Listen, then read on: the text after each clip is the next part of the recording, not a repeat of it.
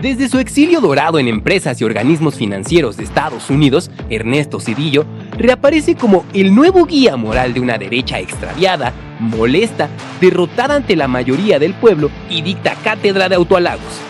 1. Es mentira que creó un poder judicial independiente y garantizó la división de poderes. El 1 de noviembre de 2024, Ernesto Zedillo publicó un artículo en el Washington Post en el que asegura que con su reforma de 1994 consiguió un poder judicial independiente, omitiendo que fue un decretazo del mismo Zedillo el que rediseñó la Suprema Corte de Justicia y que 30 años después, alrededor del 70% de los mexicanos considera un órgano corrupto e ineficaz.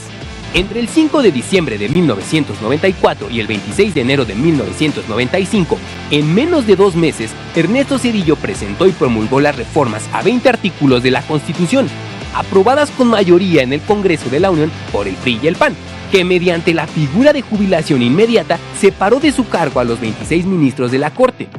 Los 11 ministros de la nueva Suprema Corte no fueron electos más que por el dedazo de Zedillo en acuerdo con el PRI y el PAN. Tan es así que el columnista Raimundo Riva Palacio comparó esta medida con lo realizado por el dictador peruano Alberto Fujimori y consideró que la reforma judicial era el equivalente a un golpe de estado técnico, pues rompía con la división de poderes y la inmovilidad de los jueces establecida en la Constitución. Zedillo ve la paja en el ojo ajeno y no la viga en su Suprema Corte. Esta actuó a modo del Poder Ejecutivo sin cuestionar o analizar medidas tan graves como el FOBAPROA, el anatocismo o cobro de intereses sobre intereses, el ilegal rescate carretero o la privatización de ferrocarriles de México. 2. Hoy Ernesto Zedillo se presenta como el salvador de la economía mexicana luego de la crisis de 1995, pero esto es mentira. Zedillo, el PRI y el PAN endeudaron a todos los mexicanos convirtiendo las deudas privadas en deudas públicas.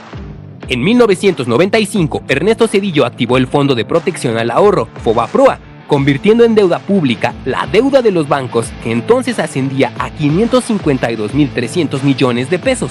El 12 de diciembre de 1998, en contra de la voluntad popular, los diputados del PRI y el PAN aprobaron la Ley de Protección al Ahorro Bancario. Actualmente, 1 de cada 10 pesos de la deuda interna de México corresponde al FOBAPROA, la cual ya alcanza 1.096.877.7 millones de pesos. Mientras el gobierno de Zedillo rescató a los bancos, según cifras oficiales, generó 4.714.000 pobres alimentarios, propició que 4.330.000 personas entraran en pobreza de capacidades y condenó a 5.681.000 personas a la pobreza patrimonial. Los ministros heredados de Zedillo determinaron en 2005 no revisar las irregularidades del FOBAPROA en 4 bancos. 3. Las matanzas de Aguas Blancas y Acteal, los derechos humanos que Zedillo no defendió. Aunque en su artículo del Washington Post Ernesto Zedillo se define a sí mismo como un demócrata, las masacres de Aguas Blancas y Acteal lo definen de otra manera. El 28 de junio de 1995, 17 campesinos fueron asesinados por policías y agentes judiciales, quienes dispararon contra los indefensos campesinos a 3 kilómetros del poblado de Aguas Blancas, Guerrero. El 22 de diciembre de 1997, un grupo de 60 paramilitares disparó con armas exclusivas del ejército contra un grupo de indígenas tzotziles mientras se encontraban orando dentro de una ermita, con un saldo de 45 personas muertas. En 2009, la segunda sala de la Suprema Corte determinó que el Estado no debía pagar compensación a 2 detenidos de la matanza de Acteal que pasaron 11 años en la cárcel. 4. Las privatizaciones de Zedillo, el despojo a todas y todos los mexicanos.